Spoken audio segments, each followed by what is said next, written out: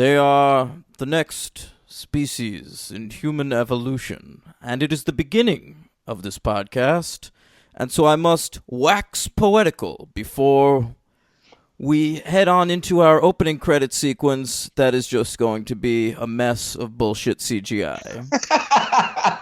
You ready, John Ottman, with the score? Mutants. They were Homo sapiens, now Homo superior. A war is coming, very ominous, and Ottman. Wow. Not even read off a teleprompter. That was pretty impressive, man. Yep, that's how both these movies start. They do. Yeah. With ominous portents. Yes. Of Patrick Stewart, VO. Yeah. Ottman, Ottman on the second one. Michael Kamen from Die Hard on the first one. Yeah, that's a trashy score. Which one? The first X-Men? Yeah. I didn't think the first X-Men score was that bad. I mean, we'll get there. I will make a confession right away. For some ridiculous reason, ever since I watched these today and yesterday, I cannot get the Avengers theme out of my head. Well, they were influenced. We'll get to it. Hey, so it's the D train over here on the ones and the twos. The Daniel Ehrenberg ones and twos right here in old New York City. And here is the H-Dog, Henry Papali. And he's not on any ones or twos. He's just yapping into a microphone. Yapping into a mic down of a big old highway that goes right down the state. Welcome, everybody. I am Henry Papali. Welcome to episode 149. We are approaching the, what do they call that? The sesquicentennial? Yeah, episode? That's the feather anniversary. Okay. All right. Get us feathers. Right. The Ruby Quartz anniversary, as it will come to be known. There you go. Yeah. That's what Cyclops' glasses are made out of, Henry.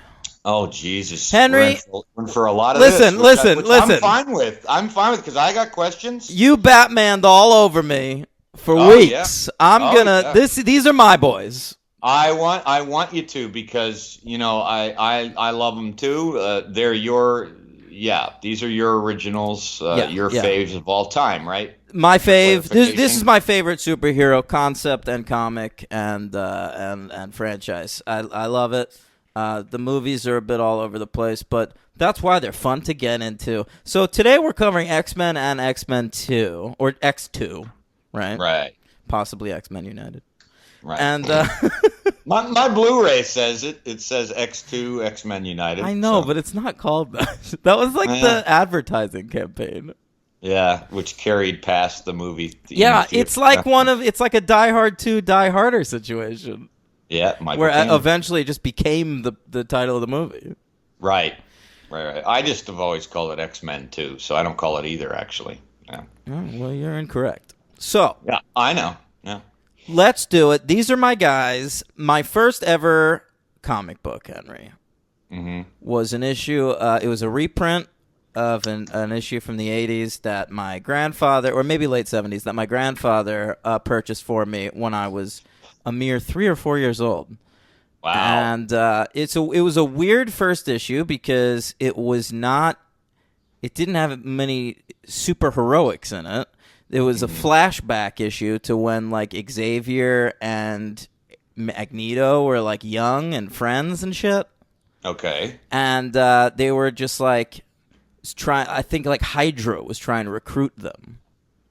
Oh, okay. And so it was weird because it was like this comic about like this fucking bald dude and like his like fucking Jew friends just like chatting about their philosophies on humankind. And but it captured my imagination, Henry. And I purchased further issues of these reprints and loved them and got way into the X-Men. It was the first comic I bought on a regular basis, month to month. Spider-Man was probably second. I was just going to ask, so your X-Men love predates slightly your Spider-Man love? I would say so, yeah. Okay. Mm-hmm.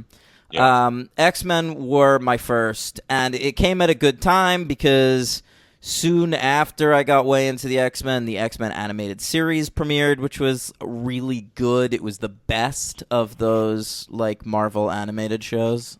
Uh-huh. And so I was all in. X-Men were my people. X-Men the movie comes out in 2000. I'm 16 years old, Henry. I had already dropped comics because I was too old for them when I was you're 14, but that's all right. Oh, you're right. Fuck. I had dropped comics when I was like 11 for like 2 years. I was like, this is kids shit. And then the X-Men actually brought me back into comics, and it was a fortuitous time because I had read that Cyclops died, and I was like, I got to read how Cyclops died. Right. So I picked up that issue, and at the same time, I was at the comic store. I asked the guy, like, what else is good? All right? And he got me Garth Ennis Punisher comic. And so I read those two comics, and I was like, I'm back in. I'm back in, baby. And then like a month later, Ultimate Spider-Man premiered, and I was just like, fucking down. Bought comics weekly, for years and years and years. Decades. So that was really the beginning. That was there were comics I read week to week, like Batman and X-Men and Spider-Man, but at that point, that's when I really fell down the fucking rabbit hole. Yeah. Okay. And I saw this X-Men movie, Henry, which came out like a year after that, in theaters 4 times, which is still my record for going to see a movie. I don't think I knew that. Yeah. Wow. 4 times. I don't think I've ever seen anything 4 times. Wow.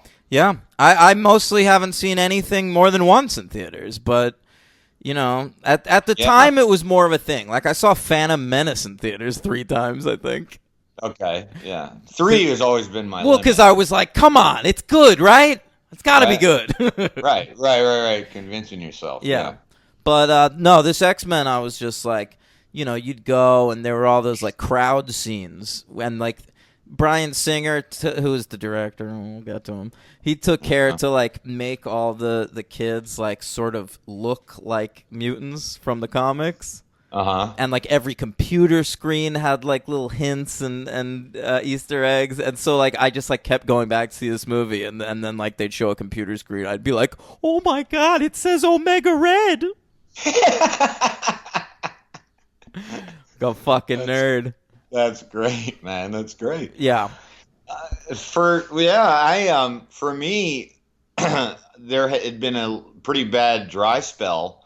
I had stopped reading comics about 8 or 9 years prior to the release of this movie. I never grew up with the X-Men. I really was just such a goddamn Batman person. I never knew almost anything about them. So this movie was sort of my first exposure to them. So here's the thing with the X-Men. Relative newbie.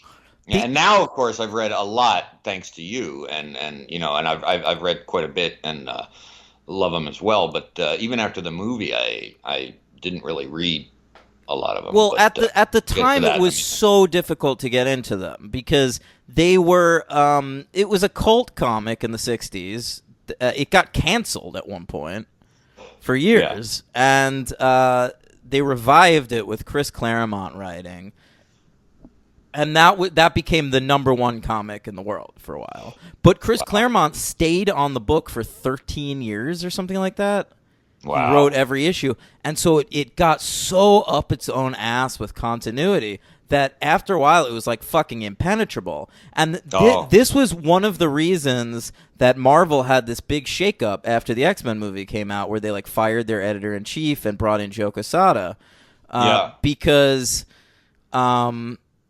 Oh, by the way, that was the other comic. I was trying to think. When I got that Cyclops comic and the Garth Ennis Punisher comic, I also picked up the Kevin Smith Daredevil that Joe Quesada drew. Oh, okay. But anyway, so Quesada was brought in because basically anybody that went to the stores to buy X-Men comics after this movie came out, none of the characters from the movie were on the fucking team anymore.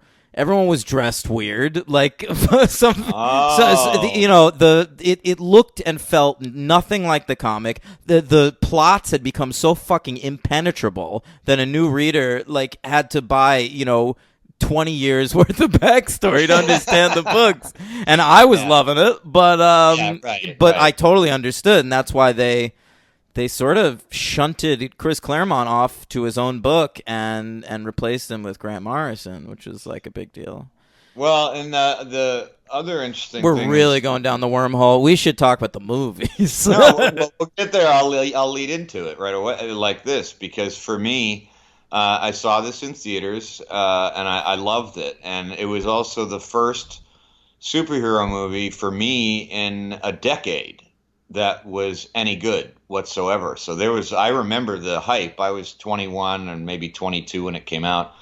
And I was just real excited to see something that was so well done, because, I mean, really the last one on the books for me as like an adult had been like Batman and Robin. So, I mean, this was in my time, in my age, the superhero movie was just a dead art. It was, of course it was. Nothing happening. And so this was obviously, as we now know, the beginning of something gigantic. But, yeah, so I'd seen it. I think that first Spider-Man movie gets too much credit. This X-Men movie... and people will trace the resurgence of superhero movies back to Blade. But like when that movie came out, nobody fucking knew it was a superhero comic. Yeah, I mean, including me. I mean, I saw Blade and I liked it a lot, but that for me I didn't even think about it in that standard. I mean, he wasn't that famous a character as the X-Men or Spider-Man was, but I agree with you on the Spider-Man thing. And I think I keep doing that same thing throughout my life. I keep crediting Spider-Man. I think it's just because I forget when X-Men came out. 2 years before Spider-Man, baby. Spider-Man might not have gotten made without this shit. I don't really know that it would have. I mean, if X-Men wasn't so well received. Well, they were trying to get it made for like 15 years, and then all of a sudden it comes out 2 years after X-Men? That's not a coincidence. I agree. Yeah. Motherfucker. Yeah. You tell him. All right. I will. All right. So it finally comes out. Well, let's talk about it. The X-Men had been in development for a long-ass time, too, Hank. Yeah. I have read the script from 1984 that was written by Jerry Conway and Roy Thomas, who were two comic book writers.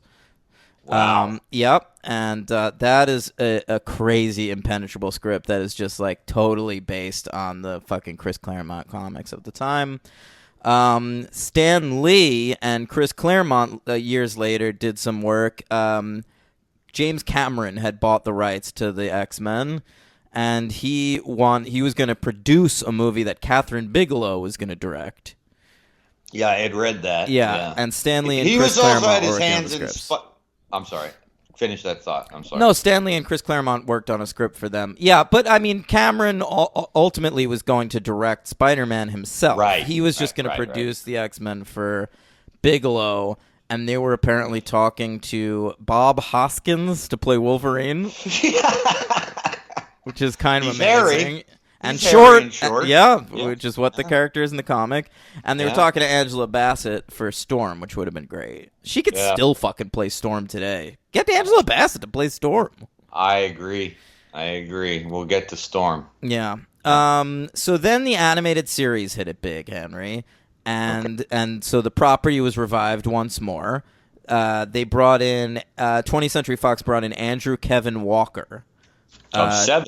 Of Seven to write an adaptation of the animated series, and they rewrote the shit out of that. Many people came in, including Joss Whedon and Michael Chabon, who was an author at the time, who later wrote Spider-Man 2. We went to the same college. One of you made it pretty good. I did pretty well for myself. Yeah. Sorry for him. Yeah. Only one Wonder Boy here. So X-Men, they're trying to get it made. It was offered, Henry, to Robert Rodriguez, who turned it down. Yeah. And then it was offered to Paul W.S. Anderson, who chose instead to do Event Horizon. It from what I was reading, and it wasn't that much, but it seemed like this was one of those projects that not just that it was hard to get off the ground, but it seemed like once it sort of coalesced, there were quite a few people who just did not want to partake. And I was wondering if that was just kind of a fear of Superheroes weren't cool at the time, Henry. Exactly. Yep. Also, they didn't have a lot of money. Like, people forget this first X-Men movie, they hedged their bets on it. It cost $75 million to make, which is basically like a mid-budget movie. Oh, yeah. And they released it July 14th, 2000, which is like summer, but not on like one of the big weekends or anything. Right. Yeah. Of course, it ended up making $296.3 million. It was a hit, and it came in at number 8 at the box office between Meet the Parents and Scary Movie. Okay. Oh. Yeah. But a lot of people did turn it down, Henry. Looks like Jim Caviezel was offered the role of Cyclops. And now you're getting to what I'm talking about. What I was actually trying to say is that some people didn't just turn it down just to turn it down. Some people turned it down to make other things. Well, Jim Caviezel turned it down for frequency. Right. And Dougray Scott. Dougray Scott was, of course, cast as Wolverine after Russell Crowe turned it down. Now, that would have been cool. That would have been great, dude. Russell Crowe. Russell Crowe, like in 2000, fucking Gladiator Russell Crowe as Wolverine? Yeah. Fuck yeah, dude. I agree. I had never known that until we did this show. I didn't know Russell Crowe was one of the people. I mean, there were 1,000 people on that list. But, yeah, so they replaced... Russell Crowe turned it down. They cast Dougray Scott. Filming runs long on Eyes Wide Shut, and he is committed to be in Mission Impossible 2 when that finishes filming. And so he can't be Wolverine.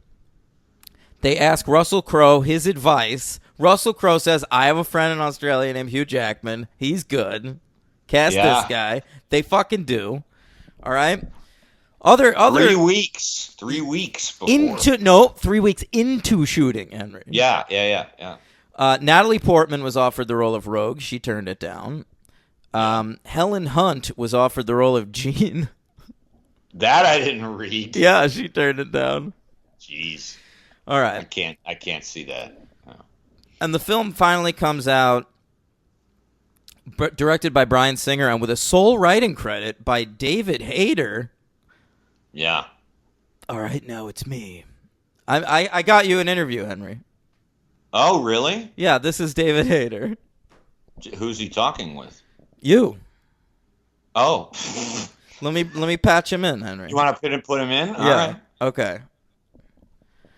Hello, it's me, David Hayter. Hey, David. Welcome to the show. Welcome to the franchise, man. How you doing? I'm great. Now, don't call me David Hayter. Right now, we are making a new Metal Gear Solid game, and I'm in character as my character, Solid Snake. Solid Snake. Yeah, you did a lot of work for that Metal Gear thing, didn't you? Yes, I'm the voice. I wrote the X-Men movie, but I'm also the voice of Solid Snake. You were also in the movie in an acting role. You were also in Major Dad.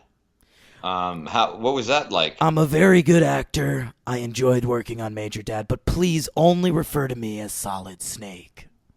All right, Solid Snake. How did you? Is this Colonel Campbell? No, Colonel Campbell.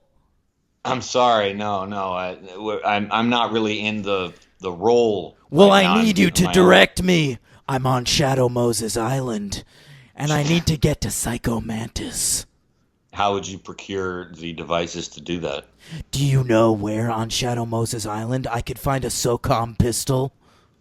I'm afraid that I do not. I don't. No.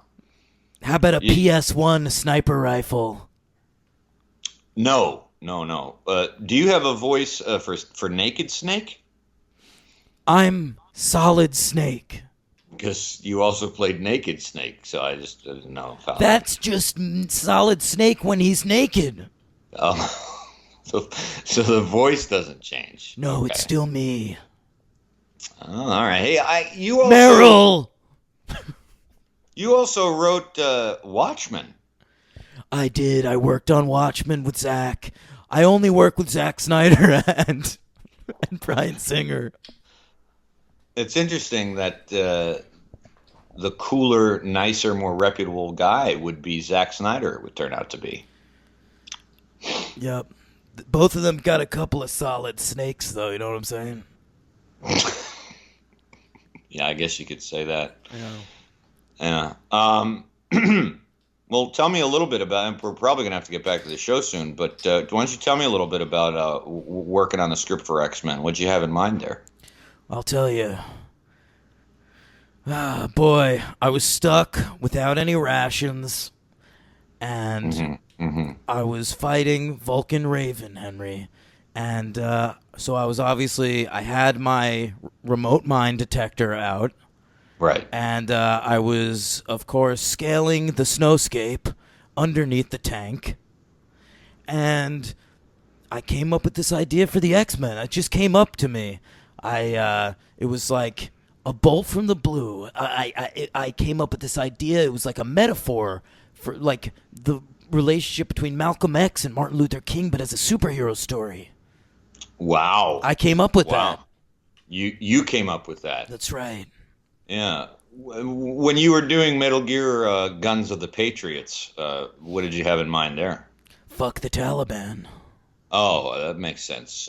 Probably makes sense. Yeah.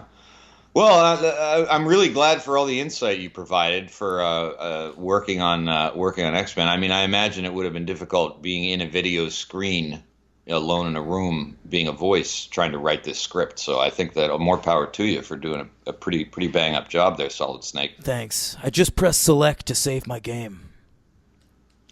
I would do that. You want to find that Gogi gun. Yeah. That's right. Okay, I guess I'll bring Daniel back on the line now. Yeah, try to get me Snake Plissken next time, okay? Okay, all right, lock up Representative Ilhan. All right. Boy, I mean, of all the people you could have thrown me on into the fire with, that was a strange one. Yeah. Well, I think next week we're going to get another Ratner interview. Oh, really? Yeah. You got that lined up? Yeah. So how'd that go with David Hayter? Well, it was all right. He was in character as Solid Snake. That checks out. Okay, I had no idea he was so involved with Metal Gear that he took on sort of a Day-Lewis approach to the role. He does, yeah. I mean, I couldn't get it. I tried to even pull him out of that character. He couldn't move him. An immovable object. That's what a good actor is.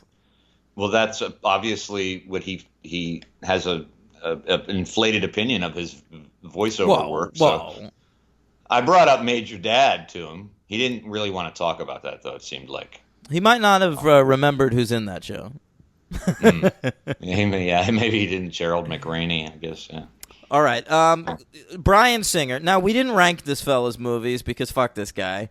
But do you want to go through his career a little bit? A little good, great, shitty?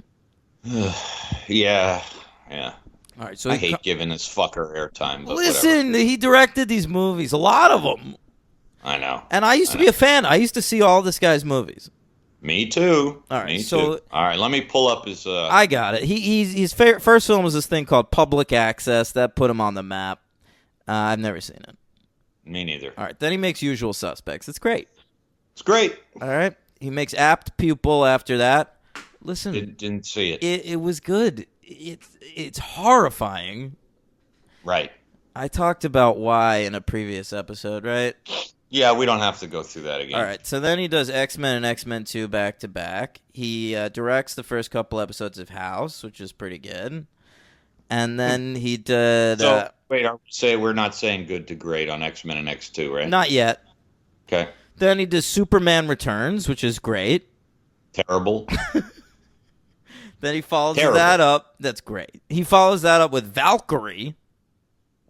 I liked Valkyrie a lot. Kind of good. I like it a lot. Yeah. Then he made Jack the Giant Slayer, Henry. Didn't see it. I did. And? You know, it had its moments. It was pretty bad, though. Okay. Then Days of Future Past and Apocalypse. And his latest is Bohemian Rhapsody, which is terrible. Didn't see it. Yeah. So really, I have seen 1, 2, Just his superhero movies and The Usual 3, Suspects. 4, 5, 6, 7. I've seen 7 of his movies. 5 of which are superhero movies. Yeah. 4 of which are fucking X-Men movies. Right. Yeah, I guess Valkyrie and Usual Suspects and or geez, that's it. Who that aren't cares? superhero Whatever. movies. Don't It see doesn't any matter. more. I won't be. Yeah. But I remember that was a thing, though. You got to admit, when X-Men was coming out and we were talking about it, I was I was excited because at the time, who knew? And I was like, oh, the guy who did The Usual Suspects, that's fucking cool. I like that idea. Yeah, so was I. I was pumped about it. Yeah.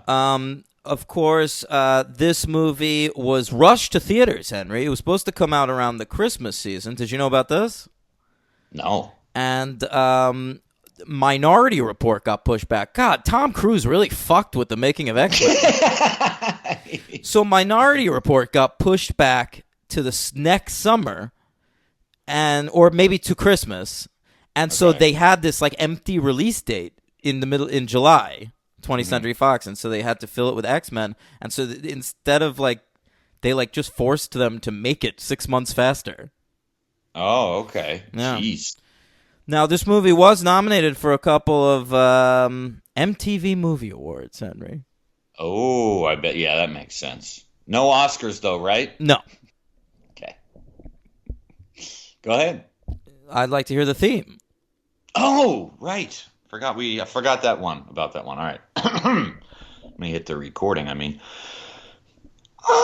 want my MTV. Okay. Now, this was nominated for 3 MTV Movie Awards, Henry. How about this? Best Movie. Sure. Lost to Gladiator. Oh, even at the MTV Award. Yeah. Wow. They loved it. It was a phenomenon. Yeah, it was. Yeah. Hugh Jackman was nominated for Best Breakthrough Male Performance. It's fair. Very fair. He certainly broke through. Still a huge star to this day. But Yeah. I'm so sorry, Hugh Jackman. You lost to Sean Patrick Thomas from Save the Last Dance. Oh, well, yeah. Who doesn't remember that performance Sure. or movie? And it was nominated, the X-Men themselves. This was a new category, Best On-Screen Team. Oh. So the X-Men were nominated, but they lost to the Charlie's Angels. I was going to say on-screen team. I would think that was definitely made a category because X-Men was out. I mean, what are you going to give it? Boiler Room? That's a good team. No, Traffic? Good team. But that's not the kinds of movies the fucking MTV Movie Awards nominate, dude. Right. I'm trying to think, though, in their heads, what was the team? They probably would nominate like a football, like maybe the football team from Varsity Blues. There you go. Yeah. The New York Knights from The Natural. That's a little early, Henry. You want to do our 2000 list real quick? Oh, sorry. All right. I fiddled Hey. with mine, but it's similar to the last time we did it. It's all right. I'm going to give a few shout-outs to honorable mentions. Yeah.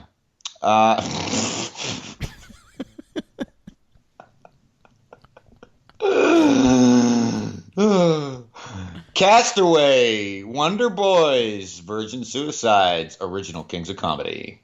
All right. What's your number 10? Unbreakable.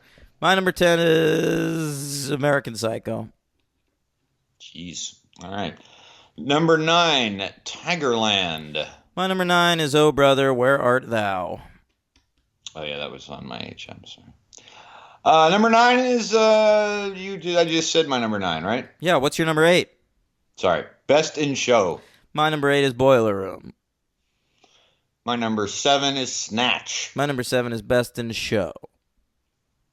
My number 6 is Boiler Room. My number 6 is High Fidelity. Too low. I know, it's your number 1.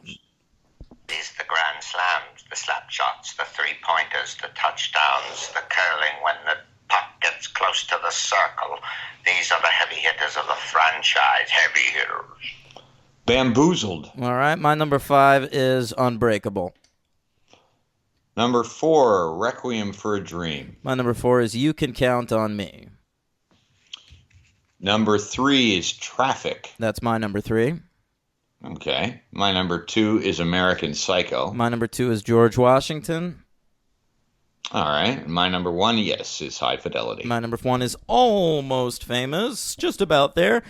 Henry, let's talk about the first X-Men movie. Yeah, man. Let's do it. It's a weird movie. It's weird. How many times now have you probably seen it? So many fucking times. Yeah, I kind of had 2, but I really hadn't, I guess, watched the first one in quite a while. I even had bought it on Blu-ray a few years ago. That and X2 were on sale, and I had never owned them, so I bought them, but I don't think I ever watched them. So it is a strange movie. It's trying to be so many different things to so many different people and trying to please everybody at once. But it costs $70 million. The effects aren't very good. It's trying to service 1,000 characters, and maybe 2 of them get any development whatsoever. I agree. I would say 3 of them get a fair amount of development. I think 2 of them get a lot, and then 2 of them get a little, and then there are some genuinely great characters that are just left to die. Right. Well, I was going to ask your opinion on this. I remember when it came out, one thing I did hear from like friends at the time about the movie who knew more about the X-Men, because I didn't know shit, was that they were pissed that Cyclops was given a side role. Oh, well, Cyclops is the leader of the X-Men. Right. Well, see, I didn't know that, of course, watching the movie the first time. So when I went in, I was like, oh, this is cool. So Wolverine's like the leader of the X-Men. He almost never seems like the leader of the X-Men through 2 movies. Yeah. And even in the comics that I've read, he doesn't really kind of take a leadership role that often. Then you're reading not the right comics, because he's totally the leader of the X-Men. I mean, you know what I think it is? I think I've read a lot of X-Men like versus Avengers stuff, and X-Men and then Wolverine solo stuff. Like trades. So I don't see him that much in the interaction. In my day, Henry, in the 90s, there were 2 X-Men comics with 2 different squads of X-Men. And there was the one team was led by Cyclops, and the other team was led by Storm. Okay, so not Wolverine. Never Wolverine. Wolverine is not a leader; he's a solo character. That's why he's really one of the only X-Men that work particularly well in a solo context. Oh, well, that's what I was just saying. Well, yeah, you misheard me. Yeah, that's what I was just saying. So when you first saw it, and then how about on a rewatch? Did that even bother you at all, or not? It doesn't bother me anymore because I know. Listen, Wolverine's the big ticket item. I knew they were. Right. It certainly didn't bother me that they gave Wolverine a big role. Were you surprised? Do you remember being surprised? No, not at all. Not at all. I kind of knew it would be Wolverine's movie. He was just by far the most famous X-Men character. He was like, I when I was in 2nd grade, I was Wolverine for Halloween. And I remember even at the time knowing, like, he'd be the only X-Men I could get away with being in public, and people would know who I was. I was just going to say, did anyone know who the fuck you were? Yeah, they did. They did, but they wouldn't have if I was, trolling around in a wheelchair with a bald cap. Or wearing red glasses. Right. Yeah. All right. Well, I mean, I liked the beginning of the movie. I actually hadn't seen it in long enough that I didn't remember that the opening is with that concentration camp stuff. Well, it starts out so all over the place. There's the opening monologue, which I cleverly tweaked at the beginning, and and then there's I don't like the opening credits. They're ridiculous. Well, they're like almost as if less effort was put into the Fight Club opening credits. That is exactly what it is. You're right. It's like that was a cool idea. Let's do it cheaper and quicker. Yeah. But they don't bother me. I mean, I didn't think much of it. I wish they were better. And then we cut to Poland 1944, which is a fucking bold move, dude. It is. It's quite audacious. It sets quite a serious tone. It does. And it's clear that we're pulling from the Claremont comics because he wasn't revealed to be a Holocaust survivor. But that's not a Stan Lee concept. Oh, okay. All right. Claremont ever won the one to make subtext text was like he's the Malcolm X character. Well, he was in the Holocaust. All right. So I like all that stuff. It's shot well. It's super fucking dark. It really is shot well. Yeah. Then we come to do we meet Rogue next? I feel like before we're we meet, so all fucking over the place. Yeah, we cut to we go to the Senate chamber because that's just exposition. It's Jean Grey delivering a speech to us, the audience, about what mutants are. Correct. Because it's a high concept. I've always felt that the X-Men shouldn't even be a superhero thing. Oh, really? To me, it's like a brilliant sci-fi concept that, because it was put out by Marvel, was sort of grafted onto a superhero universe. Interesting. Yeah. Now, for our maybe 3 listeners out there who don't know what makes the difference, because I've thought about this before. What is the differentiation between a superhero like an X-Men and somebody like a Spider-Man? Because the Spider-Man's impulse is, vigilantism, and I don't want anyone to die. I want to help my neighborhood. So he's running around. He's fighting crime. That's not really. Not what I thought you were going to say, but okay. That's not what the X-Men do. The X-Men don't go out and patrol. They sit around their fucking mansion and train the next generation of mutants. Yeah, that's great. Yeah. Yeah, and then if there's like a political threat to their species, they go out and try to take care of it.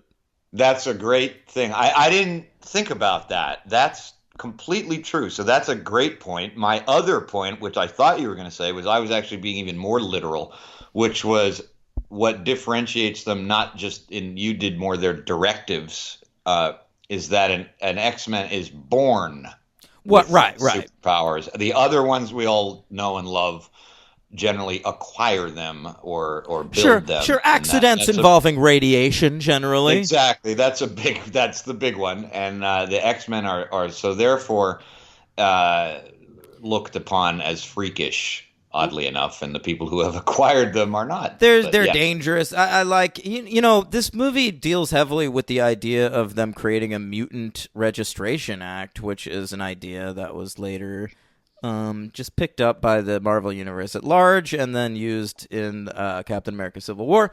And they... there's a lot of talk about, the kids, with powers. It's like having weapons in our schools, which, it's an interesting little allegory. Was the Mutant Registration Act thing original to this film or the comics first? No, that's from the comics. Okay, I figured. So that was not Solid Snake's idea. No, I don't know how much Solid Snake came up with. Okay. This was cobbled together by like 1,000 scripts. It's a miracle that David Hayter has the sole writing credit on this fucking movie. Yeah. Got to be a Writers Guild thing going on there. Right. So one interesting thing when we cut to the like Senate chambers or whatever, they put a little chyron on the bottom of the screen. Did you happen to catch this? No. It says the not so distant future. Oh, yeah. Which is a funny thing because like now I feel like they trust audiences more with sci-fi or fantasy concepts where they can just like throw you in and it's like it's an alternate version of the present, whatever. Yeah, like Walking Dead, the zombie apocalypse happened. All right, we're in it. You don't see like a thing at the beginning of The Walking Dead like this is the not so distant future. Yeah, that's true. But it's interesting why that was felt. They felt the need to do that. Probably it's a little hand holding. Yeah, and a little treading on ice just to make sure that we're all comfortable. Yeah, this isn't too nerdy, right? It's not too nerdy. It's just a not so distant future. And it was definitely before Spider-Man and Iron Man made us aware that we were just in the present time, and it was totally fine to Exactly. incorporate that. Because of the idea of mutants as a concept, they were like, that's too high concept. This takes place in the future. When? Sometime. Whatever. Yeah. 2019. Yeah. Yeah, but I dug that end of that sequence because I love the interaction between Magneto and Xavier. That's the highlight in this first movie. The best scenes are anything with Patrick Stewart and Ian McKellen. I agree with you. I think then we cut to the Rogue sequence, a little overacted by Anna Paquin, but A little bit. I won't argue. Don't touch me. big, a lot of screaming. The one thing I did not remember, in both of the movies. Now, as we all know, Anna Paquin is Australian, I believe. What? I believe she is. I think she's American, dude. I'm gonna check that. I believe might be an American. She's doing a bad Southern accent in this, Well, which well, she yeah, also does in True Blood. But well, my point in that is in the first two X-Men, she's Canadian. She's Canadian. Okay, it's very strange because she doesn't hold to it in any way. Like sometimes, like she'll do it, she'll catch it, and then she'll just speak in a normal American tone. It's very odd. Henry, And how dare you? This is an Academy Award-winning actress we're talking about, and I don't think you should question her accent skills. She was like 10, right, when she won the piano. Listen, that doesn't mean anything. She's a great Never actress. you know. We should definitely give out more Academy Awards to little kids. Yeah. I think I thought you were going to say we should definitely cover the piano. And I was like, yeah, let's do the piano and the pianist. And the piano teacher. Piano teacher trilogy. Yeah. Yeah, so but whatever. She's and Piano Man, the biopic about Billy Joel that you just know we're like a year or two away from. Of course we are. Elton John's already done. Rocket Man. Ugh. It should always just be like the most famous song. Just yeah, right. Yeah. Right. Oh, we'll do a David Bowie biopic and just have it. It's called Changes. No, it would totally be called Space Oddity. It would be called fucking Space Oddity. You know that. I don't know. Or Starman. Yeah. Just have them all be man. There you go. Yeah. Yeah. Then it's like they're superhero movies. And then you could make it like a superhero universe, and you could have like an Avengers-style team-up movie with Freddie Mercury, Elton John, Billy Joel, and David Bowie. And Rod Stewart. What's his movie called? I don't know, but we're having a Do you think I'm sexy? There you go. Sexy man. Unfortunately, we're throwing David Bowie under the bus here because I'm just saying he's dead, so we're definitely going to make a shitty biopic about him. Oh, yeah, 100%. It's the new superhero movie. Yeah. Yeah. So all right, where were we? Well, now Rogue, so she discovers her powers and moving along. Next, she is let off somewhere in Canada. Yep. And I actually love this sequence. She's let off by a truck driver who is played by the guy who does the voice of Animated Beast in the animated TV show. Superhero count, you ruined it. Thanks. Yeah. And she's dropped at this bar where Wolverine's doing cage fighting. I love it. I love it. It's silly, but I like it too. But I love it. I remember loving it when I saw it in the theater. I thought it was lame when I first saw this. Yeah. Well, you're definitely coming at that in the theater, probably like I was coming at the first Batman when I saw it in theaters. Being like 11. There was part of me that was like really hard on this movie, though, and then there was another part of me that was like, I'm watching an X-Men movie. Well, me too. That was me with the '89 Batman. Absolutely. Look, there he is. His claws. Is that your voice well, yeah, you were going through puberty, sure. Sure. Yeah. He pops his claws for the first time at this bar. That's all good stuff. and get out of my bar, freak. Yeah. Well, heavy-handed, but that's all right. And then he gets on the road with Rogue, and a storm starts coming. And that's a nice scene too, where he what does he feed her? I always tried to figure that out. I always thought that it was beef jerky. It looks like beef. I guess that's what else would he keep in his, I thought he was. The first time I saw this movie, I remember thinking he was like giving her tobacco to chew on. That'd be awesome. Yeah. But there's that. She reveals her name is Marie, which is something that was never revealed in the comic, and now it's this weird. I thought she said her name was Rogue to him, and he says, "What kind of name is that?" And she admits that her name is Marie.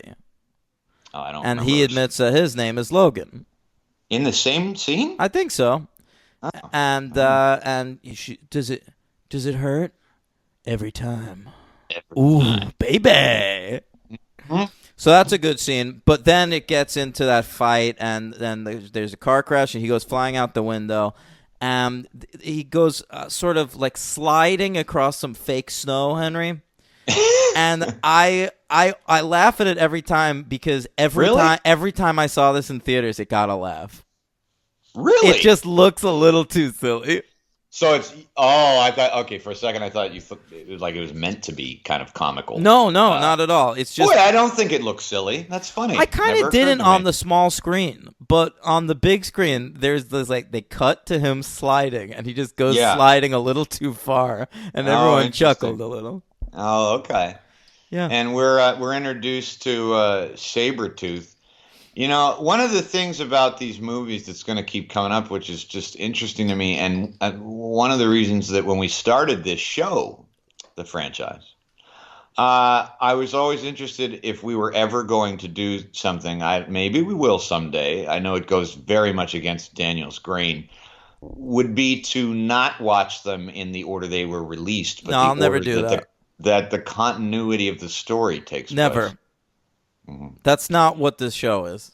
So I'll have to do that on my own. Because it's curious, right? Because I saw Sabretooth and I was remembering when we see him as Liev Schreiber. Yeah. And it's like, what the fuck is going on? And that's just going to keep happening. This is a thing. This was a mistake that the X-Men movies made a lot in the first three. The first four. I'm including X-Men Origins Wolverine. Okay. And they've sort of figured it out since then. But they used to they knew that X-Men nerds liked seeing their characters pop up on the screen, so they would they would throw in these characters willy-nilly with no thought about how they're going to use them, and they'd give them nothing to do, and they'd cast background actors to play them. And then all of a sudden, when that character might work in a future movie, it's like, well, we've got all this backstory attached. Do we just ignore it, or do we recast the character? So they've had to do this so fucking many times, dude. There are three. There in the first three movies, there are three different Kitty Prydes. Oh, is that? Oh, sure, yeah. Okay, sure. Because I was also thinking about it occurred to me during X2. When Mystique is hanging around and Xavier's around, and I was like, am I misremembering? But in First Class, isn't there kind of a romantic relationship going on between Xavier and her? And then I'm thinking about, wait a minute, if there was, okay, James McAvoy, Jennifer Lawrence, all right, but Mystique is a great villainess who deserves to be the main villain in a movie, but we want to use every fucking villain that we can remember off the top of our heads in these movies. So we cast a hot lady, we pop some blue paint on her, and now she's just driving a helicopter in this movie, and she has two good lines. Yeah, she doesn't say much. No, she's got the because Rebecca Romijn can't really act. Sorry. Yeah, but she's not in my opinion, the worst. No, not even close to my LVP. Ooh, I wonder who. Because there are some bad performances, and one of them is this Tyler Mane as Sabretooth, and he's not my LVP either. But he's not my LVP. I think he's fine. What the fuck sucks. do you want him to do? No. Sabretooth is an incredible character, and they're just casting a wrestler to play him. Or Oh, not no, even a famous wrestler. No, I hear you, but I mean, for what he's doing, what's the fucking difference? They waste him fine, but like, you know what I mean? If he had been, maybe he'd be the LVP if he actually had to talk, but he barely says anything. He's got a couple lines, and he's stiff, and he sucks. Really? Okay. All right. Look, I think we're gonna have the same LVP, but I don't know. who's yours? Oh, we just want to get it out of the way. Yeah, why not? This was easy for me. That's gonna go to Halle Berry. I get why. She's not mine. She's just really bad, and I don't think she's a bad actress. But I do. But, okay. Fair. I'm not gonna sit here and really make a case. But boy, talk about the accent. You know, and I know enough from the comics. This is a total rewrite of the way this character speaks. Is that not correct? Well, the accent is right. I mean, she's trying to do the right accent in the first one. But then she just stops doing it. Well, she was so bad at it that they were just like, just talk like yourself for the next one. I'm not even joking. Just bad, I'm not even joking. And also, she won the fucking Oscar between the first two movies. That's right. And so the studio told them they had to give her more to do. And I honestly think it was just like, if we're going to give Halle Berry more to do, we've got to just let her act like fucking Halle Berry. Yeah. But, boy, she's just, I don't know if the character's kind of wasted, but, I mean, she throws up enough storms in the first one, but she's just dull. She has, like, no lines of dialogue. Her memorable lines of dialogue, Henry, are the one everyone makes fun of. You know what happens to a toad when it gets struck by lightning? The same thing that happens to everything else. That's horrible. That's real bad. But like James Marsden is not, Robert De Niro and doesn't have that many lines, but he's kind of funny in the role. I like his delivery. But he's got that fucking tete-a-tete with Wolverine. So every so often he gets a little moment where he gets to be bitchy to Wolverine, and nobody's bitchy to Wolverine, so that's fun. It is. I like him. Yeah. Whereas Storm, they literally give her nothing. She's at the fucking train station looking for Rogue, and we get to see her talking. She's short. She has brown hair. I'm like, that's how you're helping? Yeah, that is bad. I thought the same thought. That's how you're helping. I was like, wait, what are you doing? You're just gonna go up to the. So funny because I'm making fun of this movie, but I gave it a pretty high grade. But anyway. So at the mansion, Wolverine gets entered into the fold, and favorite scenes when he's introduced to all the characters. I like that scene a lot. Although it's just super exposition heavy. They have to it really is. I like his reactions. That's why I like the scene. No, I like that too. But there's literal lines in this movie like, "This is Scott, also known as Cyclops. This is Aurora Monroe, also called Storm." And that's a good line. What do they call you, Wheels? Yeah. Which apparently was ad-libbed by Jackman. Really? I think the line as written was like, "What do they call you, Baldy?" or something like that. And he came up with Wheels. Yeah, and then... But, in retconned, he stole it from us from the podcast of Friday the 13th. Of course, Wheels. Yeah. Friday the 13th Part 2 is MVP. There's only one Wheels for me. Yeah. So he shows him around. Xavier walks Wolverine around the mansion and shows him all the rooms, and we get to see a lot of kids, and I'm watching eagle-eyed going like, "Is that Jubilee?" And I knew that when I was watching it, I was like, Dan knows who every throwaway thing is here, and I don't know one of them at all. Yepers. Except Kitty Pryde. Kitty Pryde, that was about it. Right. Also, I always wondered every time I watch this movie, there's one scene where Xavier just walks him to a room in the mansion. It's got carpeting down the middle. It's indoors. It looks like it's in the mansion, and there's just a bunch of people in there sort of brushing horses. That's in the You're right. It's in the mansion. It's like marble floors, and there's like a carpet down the middle. Indoor stable. What's up with this horse room? I don't know. I guess horseback riding is part of the cover. But why are they indoors? I'm not sure because we're out like in where Westchester, New York. I mean, we got room to roam with Yeah. horses. I don't know. I'm Maybe the interested. horses are mutants. You know, I am interested, Henry. got to keep them secret. Oh, that's a good. Yeah, maybe they're like Morlocks. All right, then. You said that. Then you. They're gargoyles. Yeah. You've got Magneto, and he's got his Brotherhood of Mutants. They cut out evil. And then he's created a mutant machine that can turn humans into mutants, and they kidnap Senator Robert Kelly, played by Bruce Davison, the great Bruce Davison from the original Willard. And he gets turned into a weird sort of watery creature. Yeah, and I also noticed something I never did, even at the time, because this was a new thing. First time I think it was done. Never saw the Stan Lee cameo until this time, Oh, yeah, well, of course I did. and I wasn't looking for it. I Yeah. wasn't looking for it this time. I Well, didn't know now there was. now you know what he looks like, you know?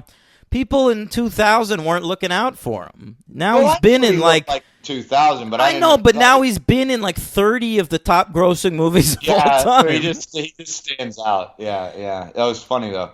Yeah, he's a hot dog Yeah, vendor. Now I always wonder about this scene, Henry. Bruce Davison is coming out of the surf.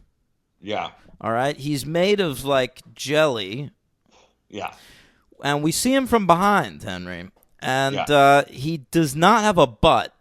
All right, there's no butt crack, right, and we come to him from the front. He's got nipples. right. Now this begs the question: Mm-hmm. is there a jelly dick? Does beg the question. I believe he's an amorphous fish creature at that point, so maybe he's like one of them fish that's like neither male nor female. Oh, like a seahorse. They could go back and You forth. know what I'm saying? So yeah. One of them freaky fish. Like one of them freak fish can't decide what he is. You know, like the youth of today. Oh yeah, don't get me started. Ugh. All right. Pick a gender. All right. Yeah, I don't know. Yeah, so the movie's basic concept is, to make everybody mutants. And so Yeah, type I of like thing, that scene with Magneto in the mutant machine because McKellen makes this fucking face where he just like grimaces and you get to see his yellow choppers. Aw. I love it. Those Brits. It's cool. Yo, McKellen's my MVP. Me too. I goddamn love him in this movie. I didn't really think going in. Nor did I. I was expecting to give this to Jackman or possibly Me too. Patrick Stewart. Well, that's true. It was a kind of a three-way tie, and I ended up with McKellen though, because he really is just so game for this performance, and I love it. I love that he's just so down to play this, and also, man, remember we've talked about this before on the show.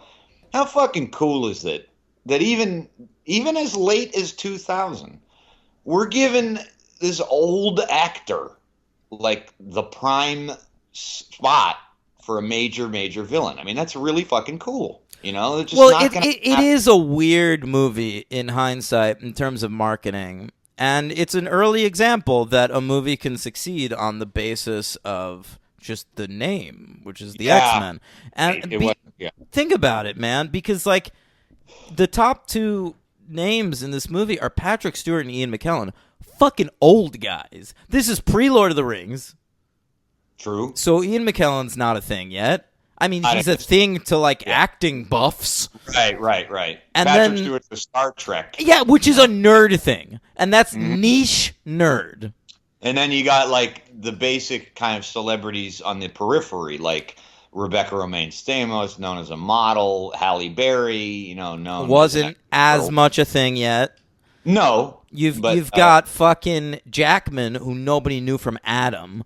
You've Right. got Anna Paquin, who some people have heard of, but she's like a child actor. Right. Yeah. No. And I thought Patrick Stewart was great too, for a lot of the same reasons. But I thought what an awesome Magneto. He's just such a cool And it's a little outside the box. Like, people since like the fucking 80s, I think, had been saying, like, if they ever do an X-Men movie, they should have Patrick Stewart play Xavier. It was such a fucking no-brainer. It was like... Oh, really? Yeah, it was like Samuel L. Jackson as Nick Fury. Oh, I didn't know that. And Okay. But, like, when they announced Ian McKellen, people were like, Ian McKellen? He's like this fucking elder. Interesting. Yeah, and then he came out, and he's fucking awesome. He really is. He's very fucking cool. And, yeah. Yeah, so they kidnap Rogue, and they pop her in the mutant machine on Ellis Island. We get this big climax. And some of the wire work doesn't hold up, but it's a pretty cool action climax. And that's it. And then you get Magneto in his plastic prison at the end, which is a great scene. Anytime you see that fucking plastic prison, it's awesome. Yeah. Oh my God, you're not kidding. And I love that ending. And I thought it was great. And I mean, you know, the plot itself is fine for me as an opening movie plot. You know what I mean? To like something that's going to continue. It's a very funny, like when you look back, a very basic kind of. It's like, what are we going to do? What are we going to do? Oh, let's just let's hatch something where Magneto wants to make everybody else mutants. Well, and that's it. It is, I think, a little half-assed. Oh, I completely agree. It's because it's because in this movie we're introducing 64 characters and an entirely new concept and apparently an alternate semi-future. And so, like, we don't have time for fucking plot in this movie. It's the only X-Men movie where the plot is created whole cloth. It's not based on anything from the comic. Okay. And I just think it's because, like, we can't do a full plot.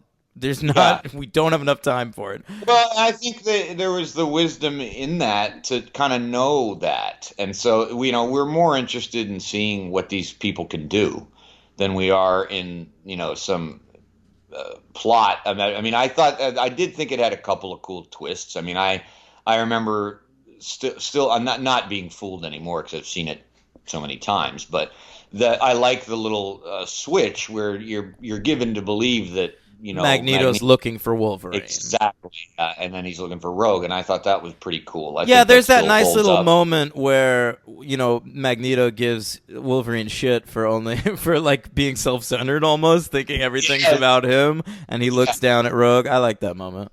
Yeah. So, hey man, I dig this movie, still do.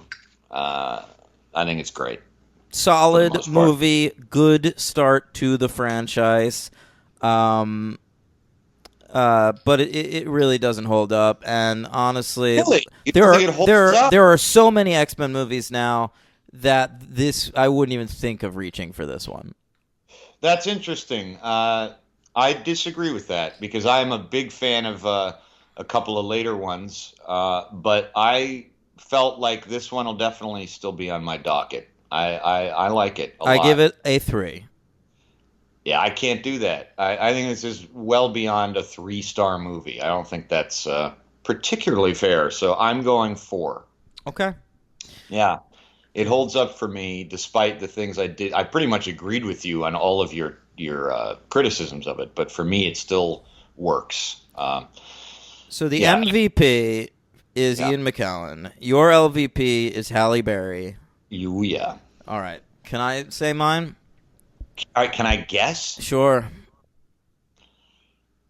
All right. I'm going to get 2 guesses. That's all I want. I hope it's not Famke Janssen. No, she's fine. I like her. We didn't even talk about her. She's not a good Jean. I was in love with her at the time, ever since Goldeneye. But you don't think she's a good Jean Grey, huh? No. She's fine in these movies, but that's not the character. Okay, interesting. We'll see what you think. It's also a weird sort of amalgam character because Beast was in the original plot, and then they decided he was too expensive to. Yeah. And so a lot of Beast's stuff was given to Jean. Really? Yeah. So all this stuff with her being the doctor. Okay. That's interesting. Yeah, I don't know. All right, my other guess then would be Shawn Ashmore. He's not given that much to do. He's fine. Then I don't know. No, it's listen, it's the year 2000. We're a year removed from the Phantom Menace, and we just decided, hey, maybe Ray Park is a thing that could be in movies. Oh, okay. Toad, huh? This is one of the worst actors. Yeah, I mean, he cannot act at all. You know, like I was talking shit about like when we decided That's so Hugo funny. Weaving was going to be a villain and stuff, and, Yeah, and that yeah. was, and I thought he sucked. Ray Park, that one moment in time where Ray Park got to be a movie star because he was Darth Maul, get the fuck out of here. Interesting. I didn't even remember that was him. And now Also, it seems Toad, it was such a. I mean, you could have used anyone, and they wanted to use Toad because he's like a good henchman character, but they apparently didn't think he was, a cinematic enough character, so they added a weird tongue thing, and he spits venom at you or something. So that's not him in the comic at all. None of that's from the comic. All right. Of course, they were interesting. so desperate to make the comics more like the movies after the movie came out that he then retroactively got the tongue. Yeah. Interesting. Also, yeah, I remember like this era of X-Men comics. All of a sudden, it was like, oh boy, Mystique's piloting a lot of helicopters lately because that's a thing we saw her do once in the movie. Oh, geez. Yeah. Okay, I didn't know that. All right. Well, those two criticisms, Jean Grey and Toad, definitely come from your comic booky knowledge. Well, but also You're just but Ray Toad Park is- sucks. He sucks. I don't think he's half as noticeable as Halle Berry. Quit lying around. Quit. Oh. Well, you're supposed to come back with something. Yeah. Horrible. All right. All right. All Here right. we go. Superheroes. Okay. In the superhero. So this is non-X-Men movies. Right.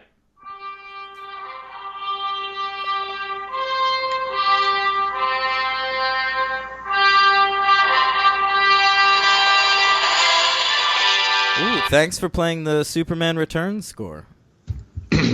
Oh, how fucking dare you. Makes you want to watch the first hour of Superman, then turn it off, doesn't it? It kind of does, sure. Watch the first hour and you're good. Yeah, just shutting it off when Gene Hackman shows up. Yeah, you're. Oh, okay, well, I'd like to edit that movie myself. All right, well, there is one X-Men, honestly, and that is, you already said it, that's George Buza, the truck driver. He's an X-Men animated series as Beast. Sean Ashmore, Yeah, Iceman. he's Iceman. he was Eric Summers in Smallville. I remember that. Yeah. Okay. He took a lot of nerd roles after X-Men because that's who wanted to see him. Yeah. He has like a twin brother, I think. So I feel like he. Oh. So I watched the show The Following that he was in with Kevin Bacon that he's really bad in. But is that him or is it his twin brother? Fuck, I know. Yeah. See, I couldn't tell you. Wow. I'll tell you what. He's on that show, The Rookie, now, Henry. I'm glad. I'm gonna make a note of that. Still working. That's good. Good for him. Rebecca Romaine Stamos was in the 2004 The Punisher. Yeah. Which I saw. She played Joan. Joan the Mouse. Joan the Mouse. Really? You ever read those Punisher books? No. Yeah, there's it's a character in there who's agoraphobic. She's this like small woman who doesn't like to talk to other people. She gets nervous around other people, and she's agoraphobic. And she becomes friends with Frank because he understands her. And so of course, and her nickname's Joan the Mouse. So why not cast a supermodel? Oh my God! I was just gonna say that is not what I'm picturing in Yep. my head. I'm picturing the librarian from Ghostbusters. Yep, that's how it looks in the comic, but it's garbage. That movie's Obviously. horrible. She also played Lois Lane in 3 different DC animated series. Fucking who knew? Yeah, definitely cast Rebecca Romaine Stamos for her voice. Great Yeah. voice. You wouldn't know that from watching this movie. James Marsden, of course, in one of the worst superhero movies ever made. That's right. Superman Returns. She's Lois Lane's boyfriend. Richard White. That's right. Right. I'm going to save the best for last. So let's do, we got 3 more. Patrick Stewart was in the 2007 Teenage Mutant Ninja Turtles as Max Winters. Okay.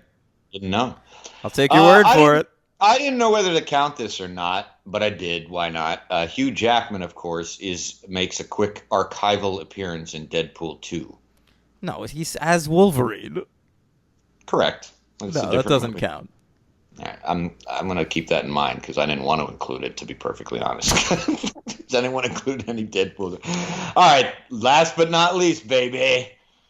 Halle Berry was Catwoman. Of course she was. Yeah. That's amazing. And She did that like while she was still doing X-Men movies. it's incredible. What a choice. That would never be allowed today. No, and she was also in Kingsman 2 playing Ginger, which I didn't see. I saw the first I one. did. I kind of remember. Yeah. Kingsman: The Golden Circle. I like both of those fucking Kingsman movies. I like the first one. Yeah. I didn't see the second one. Well, the third All right. one, they're working on a third one. We'll cover it. That's right. That's All right. So X-Men 2 comes back. Magical 3-year window, Henry. That's the one you always talk about. That's right. Gotta do Directed it, Tomer. directed by Singer. He's back. It was released May 2nd, 2003. A more confident weekend, Henry. Oh, how so? How so? Because that's the first weekend in May. That used to be, at this point, considered the first week of the summer movie season. Okay. Yeah. Well, I now believe it starts a little earlier. Like the last two Avengers movies came out the last week in April. April. Yeah. Yeah. I saw this in theaters. I saw it opening day as soon as I got out of school. I was anxious. That's hilarious. That's awesome. I get it. I was looking forward to it.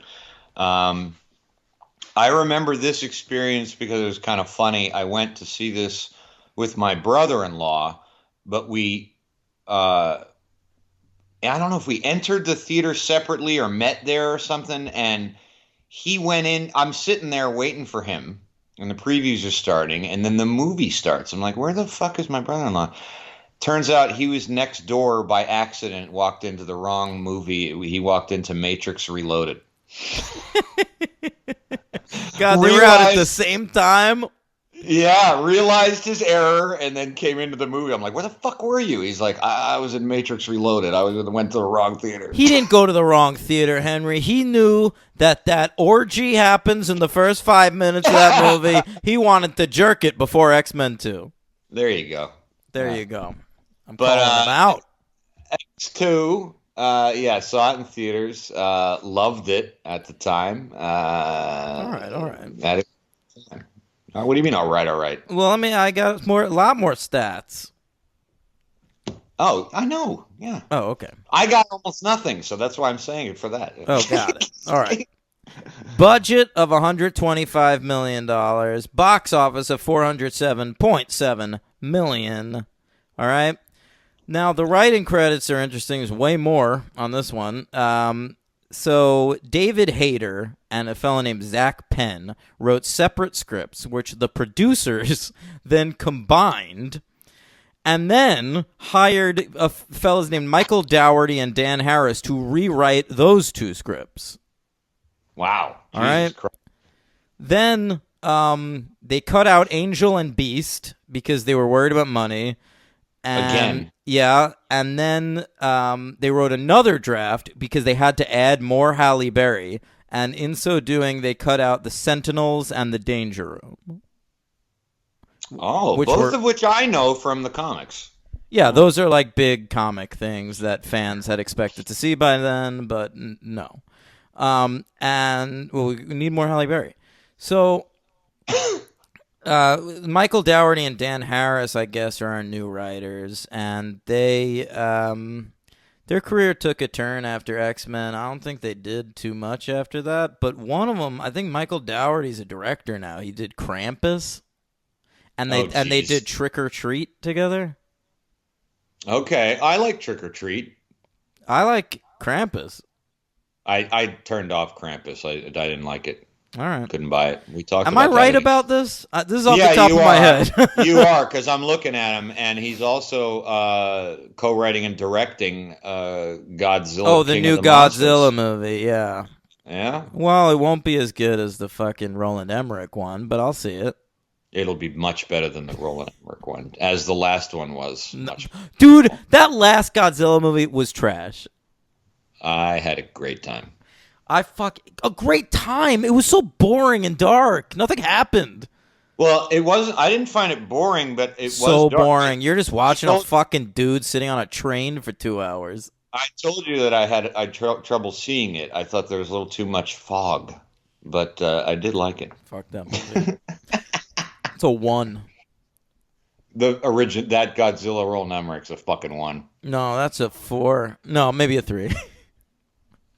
Do you know that Roland Emmerich was doing those fucking parties? By the way, not to bring the show down, but with Bryan Singer. What are you talking about? Yeah. Oh boy. I hope I'm Emmerich not- wasn't doing creepy shit. He was holding underage parties with Bryan Singer. I didn't know that till I was reading on this movie. What? Yeah. Are you sure? What it's, I mean, that's Wikipedia. It says on Bryan Singer's thing, because I was reading about his demise. It says that him, and Roland Emmerich were the two people that a lot of the teenagers said who used to host these parties. I don't buy it. Okay. I think Emmerich was doing it Don't for the buy it. good of man. He wanted to cast these fellas. Okay. Singer just wanted to fuck them. Okay. All right. Every time I see someone show up for like a one-line role in these X-Men movies, I'm like, did he have to fuck Singer? No. That one, there's that big muscle guy, Daniel Cudmore, who plays like Colossus for like 2 seconds in this movie. American Colossus. Did Singer fuck him? Probably. Yeah. Probably. Yeah, I know. All right. Henry, this movie was nominated for some MTV Movie Awards. Sure it was. Oh. I was just guess going to let it sit. I get it. I guess it's been a while since we've done some MTV awards. I don't know. Leprechaun took the juice out of MTV for a while, right? Yeah. Okay. I want my MTV. Very good. Okay. It was nominated for Best Movie, but it lost to Lord of the Rings, The Return of the King. Of course. All right. I'll tell you what, it won an award, Henry. Shawn Ashmore, of all people. Really? Iceman won Best Breakthrough Male, an award that Hugh Jackman failed to win 3 years earlier. Crazy. Here's weird. Here's Okay. a couple people he beat in that category. Mm. Shia LaBeouf, In what movie? Holes. Ludacris in Too Fast, Too Furious. All right. And Cillian Murphy in 28 Days Later. That's not fair. Fucking Iceman beats him? Yeah. No, I don't think so. Shawn Ashmore was also nominated for Best Kiss with Anna Paquin, which they lost to. I know the answer to this. Wait. I remember it's this. Daredevil. No, Okay. that didn't win. It was Owen Wilson, Carmen Electra, and Amy Smart in Starsky and Hutch. I thought that because I remember at the time when Daredevil came out, Ben Affleck, obviously, the Kiss in the Rain was. I remember Kirsten Dunst getting very upset that they aped the. Oh, they did. They totally did. They aped the Spider-Man kiss. That Spider-Man kiss is great. Yeah, of course it is. All right, it lost Best Fight. They were nominated for Wolverine fighting Deathstrike at the end. Yeah. And they lost to Uma Thurman fighting Go-Go in Kill Bill Volume 1. I think I agree with that. Yeah. Henry, this was nominated for some Teen Choice Awards. It's a Teen Choice Awards. It's a Tiger Beat. All right. Now, these aren't funny, Henry, but I had to write them down because the last one is so funny, it'll make the journey worth it. All right. All right. So it was nominated for Best Drama. It lost to The Matrix Reloaded. All right. Hugh Jackman was nominated for Best Actor. He lost to Eminem for 8 Mile. Halle Berry and Rebecca Romaine Stamos were both nominated for Best Actress. And they lost to Jennifer Aniston for The Good Girl. That's probably accurate. The teens knew what they were doing. Yep. Brian Cox and Ian McKellen were both nominated for Best Villain, but they lost to Colin Farrell for Daredevil. Okay. All right. And lastly, Henry, Shawn Ashmore and Anna Paquin were nominated for Best On-Screen Chemistry. Yeah. All right. Yeah. Tangible. All right. But they lost. Uh-oh. You ready? 2003. Okay. Go ahead. All right. Now, I quote, this is the winner. For Robert McNamara and Errol Morris. No, for Too Fast, Too Furious, Uh-oh. the winner is Paul Walker and his car.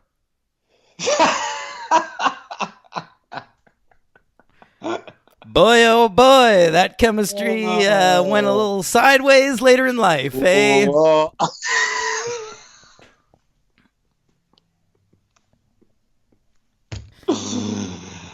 I gotta say, great joke. That's like And- nominating fucking OJ and Nicole Brown Simpson for like best movie chemistry. Oh, yeah, best celebrity couple. All right, so I loved that. Now, X2 was a big hit, obviously. It made $407.7 million on a $125 budget, and it was number 6 for the year between Bruce Almighty and $125 budget? Yeah. Wow, I read that in my Oh, bank leave me account. alone. $125 million. Okay, I'm All sorry. right. You want to do our 2003 list real quick before we dive in? Yeah, why don't you stop saying real quick? Real People quick. like these lists. People Yeah, but like- we've done them before. 2003 doesn't get hit that much. All right. No, I mean, it doesn't matter. We're still doing it real quick. Number 10. The Last Samurai. Oh, God. My number 10 is Big Fish. Number 9, 21 grams. My number 9 is X2. Number 8, Owning Mahoney. My number 8. You said that in a Dr. Evil voice? No, that was a Pittsburgh accent. Oh, okay. I did each one in a different voice or accent Can't to make wait. it, for you to make it less fun. Yeah, All right. My number 8 is 21 grams. so you can see that it's working. My number 7 is Old Boy. My number 7 is Willard. My number 7 is Dark Blue. You mean your number 6? My number 6 is Dark Blue. My number 6 is School of Rock. Okay, and heavy hitters. Man, my number 5 has got to be Kill Bill Volume 1, man. All right. My number 5 is American Splendor. My number 4 is City of God. My number 4 is Kill Bill Volume 1. And number 3's got to be The Station Agent. My number 3 is The Shape of Things. And of course, number 2 is Master and Commander, The Far Side of the World. My number 2, you ready for this? I changed it. Elephant. Whoa. That is big. I'm anxious now. I don't know what to... Okay. My number 1 is still the same, and that is The Fog of War. My number 1's All the Real Girls. Oh. All right. It's not too shocking. No, I guess. swapped them out. Hey, boy. That was very entertaining, Henry. You like that? You really got a big kick out of that, didn't you? Man. Made it more tolerable. Well, your poor accent work matched your poor taste in film. Oh, okay. Yeah. All right. How do we say? You could go toss off, you fucking cunt. All right. There we go. So X2, it starts, Professor Xavier's like, mutation. That surprised me. I did not remember that we were doing that again. we flat out were, and we were trying to do Why it are more, we doing it? It was more thematic to this movie, but I think like it's hand holding for the newcomer.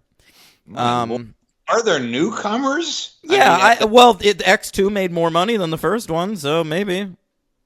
Yeah, it's weird to me. It's almost inconceivable that anyone who went to see X2 hadn't seen X-Men. Why? X2 got better reviews than X-Men. No, for sure. But because X-Men was such a big deal after it was released, and it was a very talked about film, that and we weren't in the streaming age yet, so you had to get it on fucking. But this was fucking hand holding, man. We live in a world, Henry, where back then every fucking Spider-Man movie, we had to show Uncle Ben getting shot. Every fucking Batman movie. Oh, the pearls. Oh. The pearls. The pearl necklace. Yeah. Yeah. Okay. It just took me aback in X2. I didn't expect that again. All right, you want to hear about the time I cried watching this movie? Oh, no. Okay. Uh-oh. Let's get into it. This is my first time watching the movie, Henry, and I can't recall this ever happening another time. Okay.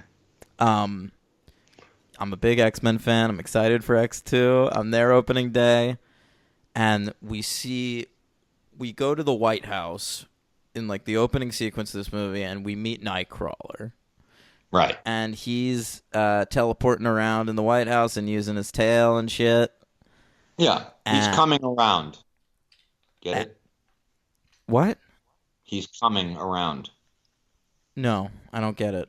Alan Cumming. Oh, Alan Cumming. Good.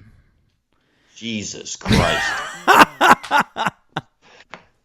Talk about holding your hand. All right, now I want to hear what I think I know this. You personally told me this once, so continue. It was just, this was the most exact I'd ever seen a character I loved as much as I loved Nightcrawler translated to the screen so directly, and seeing the character move the way I imagined it in reading comic book panels, and it just, watching Nightcrawler teleport around the White House, I cried.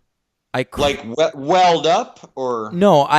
There were tears coming from my eyes. I was so blown away by how perfectly that was done, and I still love that sequence. Jesus Christ, it's a great sequence. I didn't know you liked Nightcrawler as a character that much from the comics. Nightcrawler is one of my favorite X-Men. Okay. But also, it was just, there were so few. The realization of it. Yeah. Listen, there were so few superhero movies at the time, and we were still learning that. So I saw Spider-Man, and that was exciting, seeing him web swing and shit.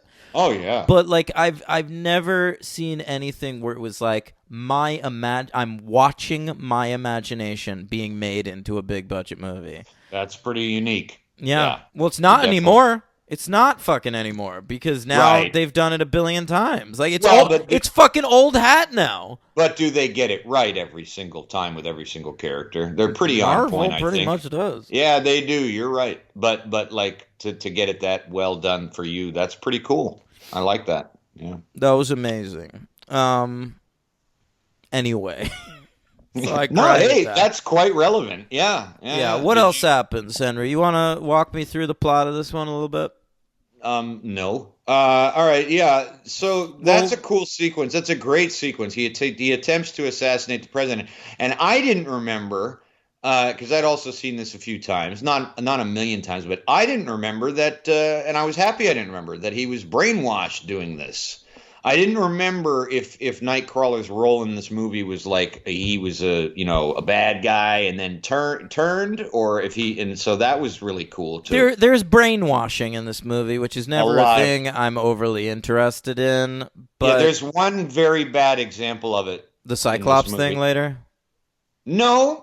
That one I didn't mind. There's one major one that does not work for me. Which one? I don't think I cared last time, but I cared this time. It's my LVP, and that is Deathstrike. Deathstrike? Yeah. The fucking Wolverine, the woman. Yeah. The Wolverine fights. You don't think that's awesome? No, not really. I think you're nuts. That is so really? Not what I was expecting. I love Deathstrike as a character. I think she's really cool in this. I know she doesn't. But she's never herself. It's a Hawkeye Avengers situation. Yeah, but Hawkeye's a member of the Avengers. Deathstrike is just They decided to, first of all, they in the original script to X2, they had it. So X2 is based on a graphic novel from the 80s. This is why you should do the plot. Claremont did this for adults. It wasn't included in the main X-Men comic. He did sort of a mature reader's graphic novel with the X-Men that was called God Loves, Man Kills. Okay. And that is largely what this movie is based on, plot-wise. Oh. And so there's a non-powered character that works for Stryker in that comic that was supposed to be Deathstrike. And so she's not supposed to like have like a big part or anything, and she's supposed to just work for Stryker. But Singer said like we need like one more big like fight set piece. And so he decided to change that character to Deathstrike. So it's sort of a weird, like I said, the way Jean didn't work for me in the first one because it's a bunch of character traits just thrown onto a random character. It was the same thing here where it was just like, okay, she's going to like do shit for Stryker, but we're going to give her all Deathstrike's powers and shit. That's why I didn't really go for it this time. Right, but the fight is fucking awesome. It's cool. totally worth it for the fight. That fucking shot of her just like bleeding liquid adamantium from her eyeballs is so goddamn cool. No, and when she pops her little fucking nails out and she just like starts really quickly stabbing Wolverine. That is neat. You mean like when she gets him like the yeah. That's very cool. No, I'll give you that. It's more that it was just kind of like this character that goes nowhere, and it could have just been anybody. Totally. But to me, there are characters in this movie, unlike in the first one, where they're given just enough to do to satisfy me. So, like, Pyro. Part of me is like, why are you going to use Pyro if you're not going to do much with him? And part of me is like, yeah, but the stuff they do with him is interesting. I agree. I liked him in this. Yeah, and I like that dude who's, from Tadpole. That's him, right? Yeah, Tadpole guy. That's him. Yeah. Oh, good call. I liked Tadpole. Yeah, it's all right. BB Newirth's good in it. So yeah, he's like sort of in a love triangle a little bit with Iceman and Rogue, but he's sort of being swayed to the dark side, and he kind of likes what Magneto has to say. Absolutely. That's why one of the reasons I think this movie's so great is that I think that so often, and why Ian McKellen's such a great Magneto, is that so often, it's a bad guy, but he's got like a heart of gold, or he's just, pure evil, that kind of thing. And then Magneto, I can't think, honestly, of a movie of this nature where the villain says something to a character like Pyro, and I'm like, yeah, I get it. Well, because Go for it. It's because in the first movie, Magneto had to do the heavy lifting as the villain. Right. Whereas in this movie, Stryker is the villain. Right. Brian Cox. And Brian Cox is fucking great in this movie. He's awesome. And so basically, like, they have Magneto hanging around, and he gets to sort of have salient points because he doesn't have to be the villain in this movie. So he's sort of the ultimate example of, like, a dude who's doing evil shit, but his reasons for doing them actually make sense. Yeah, they do check out. I mean, they border on the genocidal.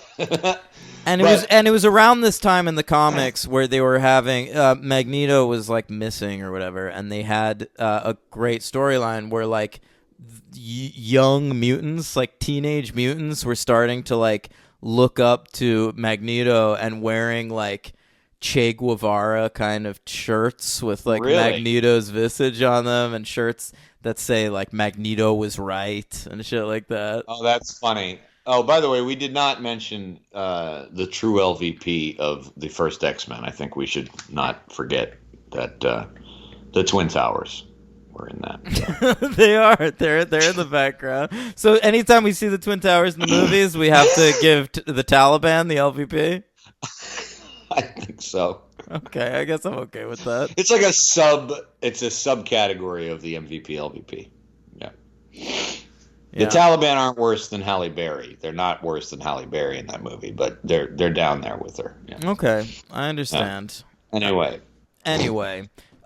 So Wolverine at this point, he's up at Alkali Lake investigating his past on a tip that Xavier gave him in the first movie. By the way, this movie seems to take place just a month or two after the first movie. Yeah, I was trying to place the time. I was giving it more of maybe 6 months to a year window. It was definitely not a year, man.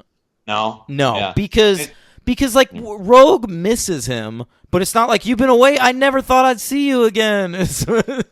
Right, but but it felt more like a month, only because I was also, my nerd brain was going well, if Wolverine's literally traveling up to where he's going, it's kind of like Clark Kent as a mortal journeying up to the North Pole. Yeah, so but what's he doing, Henry? Stopping off at bars and having whiskey. And he's got to be flying. Do you think he's just walking up there? Who's flying? Or is he riding his motorcycle to the North Pole? He steals. No, that was a great touch too. But no, he takes Cyclops' bike. He's probably hitchhiking. Right. He's probably doing a lot of hitchhiking, I imagine. Maybe some carjacking. He's not flying. Come on. Ticket for Logan. The name's Logan. Yeah. Wolverine. He'd have trouble going through the metal detector. Am I right? Aisle seat, please. Well, and it's after 9/11 now, so. Well, it's not. Or is it? 9/11 might happen sort of during the plot of X2. While they're up at Alkali Lake. That's why they couldn't help on 9/11. Probably. Cleanup. Yeah. Anyway. Great stuff. That's why you tune in, folks. Yeah. Elevated X-Men this material. Is what we do. Wonder what characters from movies were doing during 9/11. Yeah, for sure. So this plastic prison business is fucking great. Dude, that prison break sequence is so fucking baller. Again, I forgot. I thought that it was when Mystique gets the security guy drunk and then drugs him. I was like, oh, right, because she's going to just shapeshift into him and impersonate him. That's how she breaks out Magneto. I completely forgot the genius of that. Ian McKellen, there's something different about you. Yeah, man. Woo! That is some hardcore shit, man. It's brutal. Yeah, he's still a villain. Yeah, it's great. It's funny. When I think about this movie, I think about all the great action sequences, but it's actually a pretty slow-moving, thoughtful movie. It is, and really, I was also thinking how much I actually just was curious to see how much time had elapsed at a certain point, and I was an hour into it, and so much had happened, and it was already great. Yeah, they run through plot in this movie like crazy, and we also do a thing where we experiment a lot. Hey, these actors are, we're gonna send Jean and Storm to go meet Nightcrawler. That's interesting. Or we're gonna have Mystique crawl into Wolverine's tent. Yeah, that was a wild scene. He should have just fucked Mystique. The move there, if you're Wolverine, Henry, is to be I like you just the way you are, Mystique. Yeah, you're fine. Yeah, and then you get to fuck Mystique. Yeah, or if you want, you can say, those 3 people you just turned into, how about we do all of them? No. The move, Henry, is to say to her, listen, I know that's what guys want. They want you to turn into the object of their desires. What if you're the object of my desire, baby? You're such a romantic. No, it's not a romantic. It's a good move. Maybe he's worried about getting his blue paint on his hairy... It's not blue paint. It's her skin. Yes, I know. Yeah. Is she naked? What is with her? Is that part of her skin? You tell me. That's not a thing in the comics, Henry. She wears clothes in the comics. Oh, really? Yes. I've definitely seen her in the comics multiple times. I just don't remember. Yeah, okay. I don't know. I don't know what's going on. I know in if we're talking about the making of the movie, they pop prosthetics on her and shit, but are we supposed to take that that's part of her skin, or is this like something she applies to herself every day? Ah, Is she yeah, cold-blooded, and that's how she can wear that, like, up in the North Pole or whatever? it's like a wetsuit, I don't know. like a deep diver suit. I don't know how I feel about it. Anyway, also, it's weird to have Mystique in the same movie as Rogue and Nightcrawler, who she's the mother of both of them, and not mention that. I didn't know that. Well, I guess we're just ignoring that in the comics. Wow, that's funny. I didn't know that. I mean, in the movie. Anyway, yeah. Okay. so then there's the sequence where the kids, Wolverine's babysitting for the kids. By the way, bad move. Yeah, which is great because it's a bad move. I love it. And That's a good scene. I when love that Stryker's scene. guys come in. Yeah, that is really good. It's so cool because this like sort of like, they hadn't overused it. That was, we saw the mansion only as a safe haven in the previous Right. movie and up to that point in this movie. And so, like, I thought that was pretty fucking cool to, like, have that sort of broken into, and some kids don't make it out, and then they have to go on the fucking run. And Wolverine is just killing motherfuckers in that sequence. Yep, which brings me to 2 points I want to make. One is that I like the fact, and this is close to the comic from what I've read. I mean, Wolverine just kills people. I mean, we're not doing the Batman, Daredevil, Superman rule here where, No, that's not Wolverine. Wolverine, thinks of himself as a fucking animal. I mean, he's a hunter. Yeah. the first time we see Wolverine in the movie, we then do a little fade cut into this, like, diorama of, like, a wolf, like, killing something because the X-Men are at the Natural History Museum. And I mean that they're doing that. That's what we're trying to deal with in this movie, like whether Wolverine's an animal or whatever. There's that fucking amazing. I love Hugh Jackman, the scenes with Brian Cox later in the movie where Brian Cox is like, you were already an animal. I just gave you claws. Which we'll find out more about in Origins next week. Yeah. Yeah, But yeah. But yeah, I love that. He just kills. It's not remarked upon. Nobody really has any qualms or it's not even talked about. No, but he's just shoving his fucking claws through guys' I mean, chests. what are you going to do? I mean, what are you supposed to do? You're in a house full of kids. You're trying to defend the mansion. You got to just dispose of these guys. It seems like they're totally cool with it because in the first movie, he stabs Mystique. And then, like, nobody's mad at him, and then they see her on, like, the news at the end, remember? And they're like, oh, she's alive. Yeah, they're like, we thought you killed It's not her. like, thank God she's alive. It's more like, hey, that girl you killed is alive. And I think to back to your point about the mansion sequence, I think that also underlies a great part about X2, which we praised later when we reviewed the Avengers movies, which some of the best sequences in all the Marvel movies are some of those dialogue sequences just between the characters. And I like the scene when it's just like Logan chilling with Iceman in the kitchen. And That's a great scene. And that, by all intents and purposes, by all counts, that probably shouldn't work that well. It should probably be like, let's get to the action. But these are not like that. They are more patient, in giving us some scenes like that, and I like it. It's a relatively slow going movie, man. It reminded me more. It's funny. Bryan Singer apparently said in an interview that the look of X2 is inspired by Road to Perdition. Really? And you could sort of see that. Road to Perdition is a very sort of 70s style movie. And Yes. I love that movie. This movie feels that way.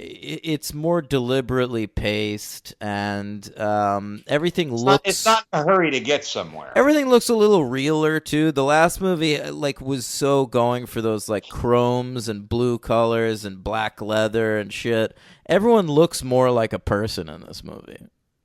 Yeah, and also I wanted to bring up also this is now I think we're getting into as great as he was and eye-opening in the first one. This is where Hugh Jackman is really starting to. Hugh really Jackman wasn't as good in the first one as I was remembering him being, and I just think it's because now he's been playing the character for so long that he just fucking inhabits that character, and that's why he Agreed. was so good in Logan. But you're right. I think X2, I was watching it more like, all right, here he is. Yeah, like he's more the character. He's still not quite as ripped as he later becomes, but No. he's which is very funny to me. But he's really getting it, I think, a little more, and so that I thought he was awesome in this He's film. dynamite. I could live without some of the stuff with him on the run with Iceman and Rogue. I liked it. When the car ride, you mean? What are you talking about? I mean, not the much fucking of it. In Sync song comes up, and then I could That was sad because that was it dates it. it totally dates it, man. You know? And I remember even thinking that at the time, like seeing this movie in theaters, like that's gonna date it. And I remember, and I read that Singer purposely in the first X-Men didn't want any popular music even in the closing credits because he did not want to date the movie. Yeah, and there's nothing like that in this one either, except that one weird Except moment. that. It's just a joke, but I didn't love that, and I don't particularly love the Bobby coming out to his parents as a mutant, Bobby coming out to his parents as gay metaphor. Yeah, well, it's not. It's kind of slipshod. It's a little on the nose. Bobby is probably the character that I care about the least of our main cast, and we're Not getting to mention the fact that he's got these incredible powers that I think are some of the coolest powers, and all we ever see him do is make fucking teacups turn to and little snowballs and crystals and shit. When's this guy gonna be building bridges with that? That's power? a storyline from the comic, Henry, where What? people told him there was a certain point where he realized that he was seriously underutilizing his powers, and Really? I think there was a body swap or something where someone had his powers and did Yeah. this amazing thing, and Bobby was like, holy shit, Yeah. I mean, Jesus. It's quite clear that Pyro in this movie knows what he's got, but Bobby's like, I'll make a little trinket. Yeah. So the whole thing, have you tried not being a mutant? It's cute. It's cute and clever, but I don't know. It's a 2 hour and 15-minute movie, I think. And It's close to it. if you're gonna cut something, I can live without that. Yeah, have him go to the house, quick convo, brother gets jealous, call the cops. What an asshole brother, by the way. Jesus Christ. Totally. Anyway, so everyone ends up upstate or whatever. Where's Alkali Lake? Canada, I think. Yeah, you keep saying the North Pole, but it's not the North Pole, right? I didn't say that. I was doing an analogous thing with Superman and Oh, where he got it. Okay. purchased solitude. Yeah. Yeah, Tell it's me Canada a little bit. somewhere. Yeah, tell me and the listeners a little bit about this weird character who I thought at the time was weird and still do. This Jason Stryker. Well, that's sort of conflated from two different things. Stryker has a son who's a mutant in the comics, and so that is adds extra depth to the character and why he hates mutants so much. But these aren't the powers he had. So Jason Wingard is a character from the comics who is Mastermind, a villain who I is know in him. Yeah. the Brotherhood. And so they just sort of gave Stryker's son those powers for plot purposes. Oh, I got it. Yeah. That conflation didn't bother you? You don't care about No, that kind of because stuff? neither character is that great, and it worked Yeah. in the context of the story. All right. Interesting. Yeah, brother. So this whole thing with Cerebro and what, Boy, what a is lot this? a lot of Cerebro through two movies, and everybody's manipulating it. Guys, Yeah, get a Cerebro- handle on this thing. Really got to put maybe a retinal scan on that lock. I don't know. It just seems very easy to get in there. Yeah, but then you got Mystique. She can mimic your eyes. Yeah, and then you duplicate it in Alkali. Very strange. Yeah, so his thing is what to locate all the mutants. Stryker's trying to locate all the mutants so then he can find them, kill them, whatever. But I then they, assume the original plot was to send Sentinels after them, but I guess Sentinels weren't used. So yeah, they're gonna find all of the mutants and they're gonna do experiments on them and whatever. so that's why they become united because Magneto wants to stop this from happening. But then, of Right. course, he has another trick up his sleeve, which is switching, little reversal, and having all the humans hear a high-pitched dog whistle and grimace in pain. Right. So he's gonna kill all the humans. I like that twist, and Ian McKellen sort of like standing up for himself near the end. It's funny, like he's the villain of the Yeah. first movie. He like tried to kill Rogue, who's this like lovable character, and then in this movie you find yourself like rooting for him. It's a nice little switcheroo.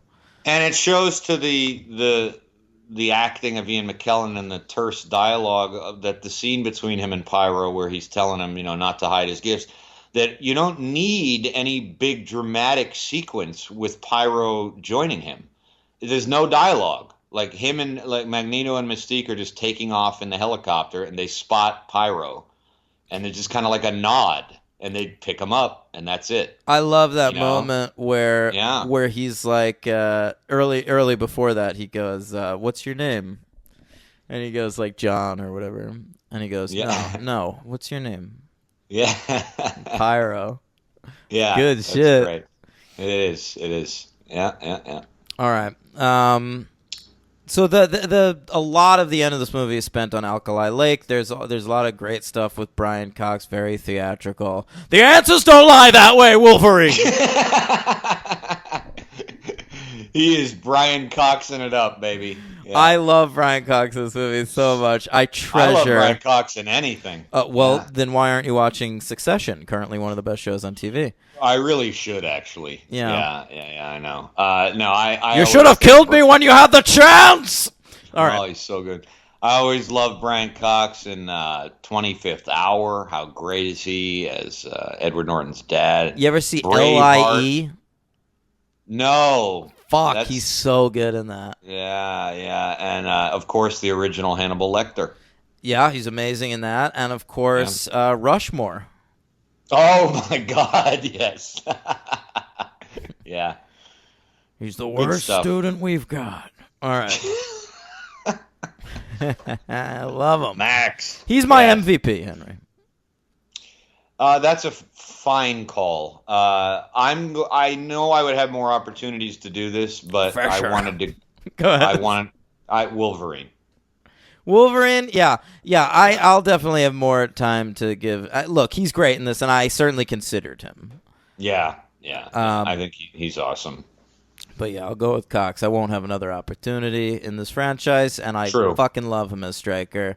And it's a bold move for your next movie after the first one. Like, they could have gone with, like, another big mutant character. They could have had, all right, it's the sequel, it's Mr. Sinister or Apocalypse or Juggernaut or something. And Yeah. they were like, we're going to adapt a little-known graphic novel from the 80s whose major villain is just a guy. Yeah, I dig it. Yeah, it's cool, and I goddamn love this movie. What do you give it? I love this movie too, and I'm gonna give it 5. I'm also going to give it a 5, Henry. Ooh, big jump from the first one for you. I really think there is a big jump from the first one to this one. It's a much more confident movie. Yeah, I just feel I do feel I agree with you, but I thought on a rewatch the jump was bigger, and I think it's a time- massive jump, dude. Yeah, and I think it was to me at the time, but now watching them back to back, X2 is definitely better. It's the better of the two movies for sure, but I still regard the first one as excellent as well. So it's 5 stars though, and yeah, Wolverine for me, Brian Cox for you, LVP for me, Deathstrike. Who's yours? My LVP in this one, I haven't really thought about it, Henry. Iceman. He might be it. Yeah. Colossus. I mean, look, I love Colossus, and he's not used particularly well here. But you know what? I remember seeing this movie for the first time, and that one moment of Colossus, I was like, fuck yeah. So Yeah. I can't give it to Colossus. Yeah, that was cool, actually. Yeah. I don't know, man. Yeah, maybe Iceman. Maybe Bobby. Who cares? Plus, Pyro's just so much better. He is. The actor's more charismatic and just, yeah, better usage of him. Yeah, so I'll go with Bobby in this one. By the way, happy not to have Sabretooth and Toad in this movie. Glad Mystique was still around. All the choices of characters were well done. I wish Nightcrawler had more to do. Yeah, but he's really good, Alan Cumming. I'm surprised you can give it to Alan Cumming. No, I love Alan Cumming in this movie. But you know what? One thing about Nightcrawler in this movie is I like Nightcrawler as I think he's a really funny, bright character who has like bouts of loneliness and depression. That's all he is in this. And that's really all he is in this. And I think Alan Cumming is an actor. I mean, if you've ever seen him in like Cabaret or something, like he could totally play the shit out of like a funny, circus performing Nightcrawler. But that's just not what he's given to do in this movie. So I just think like the guy they got the best out of is Brian Cox. All right. All right. Superhero count? A short one. Yes. And we already did the music. So here we go. Number 1 is Kelly Hu. Yep, Kelly Hu, a fine actress who we have covered. I believe her first film role is in Jason Takes Manhattan. Had to be. Oh, okay. I knew I recognized one of the superhero credits because I'd already covered it. Okay, so she was Ms. Lee in Batman Under the Red Hood. She was Lara in Green Lantern Emerald Knights. She was Karai in the Teenage Mutant Ninja Turtles series, one of the many. And most importantly, she is China White in the show Arrow. That's right. She's still working, and I just saw her. She's currently on that show, The Orville, that Seth MacFarlane's working on over there. Oh, all right. And she's like in her 50s now, and like her hair is graying, and she's still like fucking gorgeous. She's stunning. Yeah. She is an unbelievably beautiful woman. Yeah. Katie Stewart, who played Kitty Pryde in this movie. Yeah, for one scene.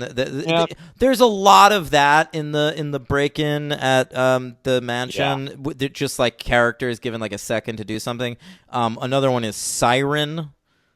Oh, right. Who's like Banshee's daughter, but we haven't even introduced Banshee.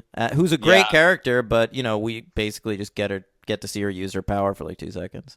Anyway, this Kitty Pryde girl who's replaced by Ellen Page in the third one. What has she been in? She was in The Crow, Stairway to Heaven. Okay, fine. Playing Sarah Moore. And then Colossus himself, this Daniel Cudmore, on the casting couch. Yeah, he played tonsil hockey with Bryan Singer. The supervillain tonsil hockey. He was in 2 of these DC shows recently. He played Jackhammer in Arrow. All right. And Gridlock in The Flash, which I thought was weird because aren't those the same universe? Yeah, they sure are, but he's such an unmemorable guy that they can get away with it. Matter. Yeah, who cares? That's it.